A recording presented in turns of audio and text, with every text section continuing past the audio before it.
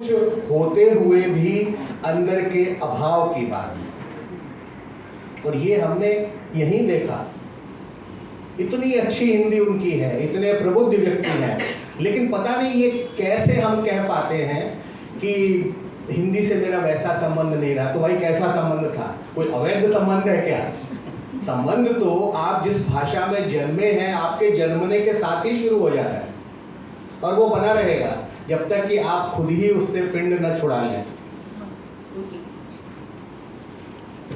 अब दुनिया का जो भाषाई परिदृश्य है उसमें हिंदी की स्थिति क्या है, या दुनिया में भाषा के बारे में लोग किस तरह से सोच रहे हैं।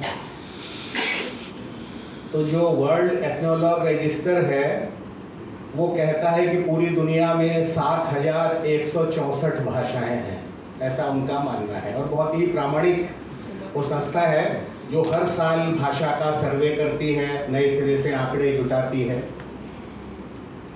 लेकिन उनका ये भी कहना है कि आने वाले समय में इन 7,164 भाषाओं में से 42.58% भाषाएं समाप्त हो जाएंगी, लुप्त हो जाएंगी। 451 तो लुप्त हो चुकी हैं, ऐसा वहाँ दर्ज है। और ये भाषाएं लुप्त होती कैसे हैं? क्या होता है? अचानक कुछ होता है कि भाषा अचानक से बैठे बैठे लुप्त हो गई, गायब हो गई। भाषा के दो काम हैं, to impart knowledge and to create knowledge. ज्ञान प्रदान करना और ज्ञान का सृजन करना। पहले आप क्या करते हैं? उस भाषा में ज्ञान प्रदान करना बंद कर देते हैं, और प्रकारांतर में, कालांतर में उस भाषा में ज्ञान का सृजन अपने आप बंद हो जाता है। यही सबसे बड़ा दुख है जिसकी तरफ श्री हितेंद्र पटेल बार बार इशारा कर रहे थे। हालांकि उनकी तमाम बातों को सच मानते हुए भी मैं अपने को उतना निराश नहीं होने देता हूँ। मुझे वो गालिब का शेर याद आता है जिसमें गालिब कहते हैं कि पुर हूँ मैं शिकवे से, यूं राग से जैसे बाजा, एक जरा छेड़िए फिर देखिए क्या होता है। तो हमने छेड़ा श्री हितेंद्र पटेल को, हमने छेड़ा मृत्युंजय जी को, और उन्होंने हमें जो वास्तविक स्थिति है, जिस ढलान की तरफ हम जा रहे हैं उस तरफ इशारा किया, और चाहते वो भी यही है कि ये ढलान में हम अपने पैर जमा लें और वापस ऊपर आ जाएं, गर्त में न गिरें। तो उस हिसाब से मैं मानता हूँ कि उनकी बातचीत को बहुत नकारात्मक ढंग से नहीं लेना चाहिए। वो सब सकार के समर्थक हैं और वो चाहते हैं कि ऐसा ना हो या स्थितियां बदलें। तो उन्होंने एक निराशाजनक परिदृश्य प्रस्तुत किया। हालांकि मुझे लगता है कि हिंदी के साथ दोनों ही स्थितियां हैं। कुछ ऐसा योग मिला इस राजयोग के बाद हिंदी को कि आज उसका सम्मान होता है, कल उसका अपमान होता है, फिर उसका सम्मान होता है, फिर उसका अपमान होता है।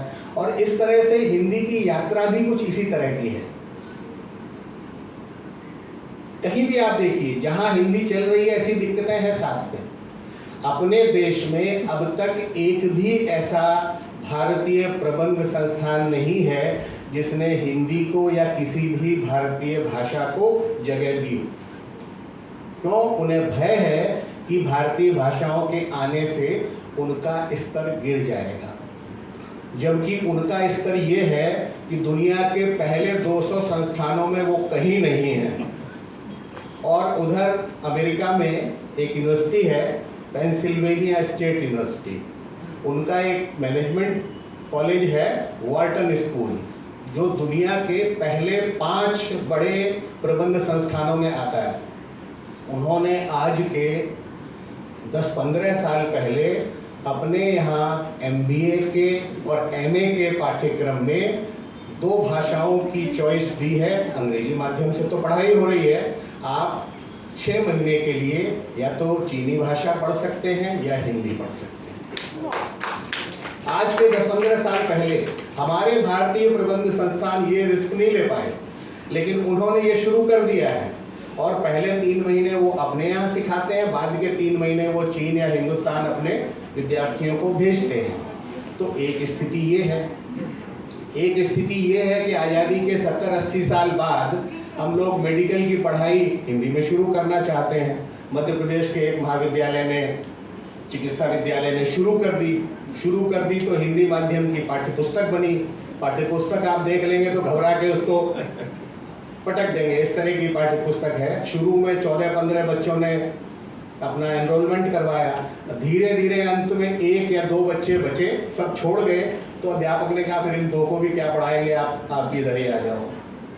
तो अब वो अंग्रेजी माध्यम से ही हो रहा है। अभी इसी साल भारत की पहली IIT जो जोधपुर की IIT है, उसने ये शुरू किया है कि हम पहले साल बच्चों को हिंदी में पढ़ाएंगे। चलिए स्वागत है, लेकिन देखते हैं कि कितने बच्चे आते हैं, कितने बच्चे टिकते हैं और कितने बच्चे हिंदी माध्यम के साथ उस परीक्षा को उत्तीर्ण करते हैं। अगर ऐसा नहीं हो रहा है तो उन संस्थानों का ही सब दोष हो, ऐसा भी मैं नहीं मानता। किसी भी काम के पीछे जब सामाजिक बल नहीं है, सामाजिक समर्थन नहीं है, वो काम कभी सफल हो नहीं सकता। चाहे जितना बड़ा विश्वविद्यालय आप खोल दें, अगर वो समाज नहीं चाहेगा कि उसके बच्चे वहाँ पढ़ें। हम सब बोलियों की बात आते ही बहुत भावनाओं में बहते हैं। मुझे लगता है कि इस मामले में तो रघुवीर साहब बहुत सही थे। वो उनकी 2 बातें मुझे बहुत याद आती हैं। एक तो कहते थे कि भाषा जो है वो पूजा की नहीं, प्रयोग की चीज़ है, उपयोग की चीज़ है। आप काम करिए, आप क्या हिंदी का कीर्तन करते रहते हैं हर समय, ये नहीं चलेगा, इससे कुछ भला होने वाला नहीं है। और दूसरी बात ये, उन्होंने उनकी कविता में वो कहते हैं, ओ अच्छे सिपाही अपनी हार पहचान। कौन सी चीज़ें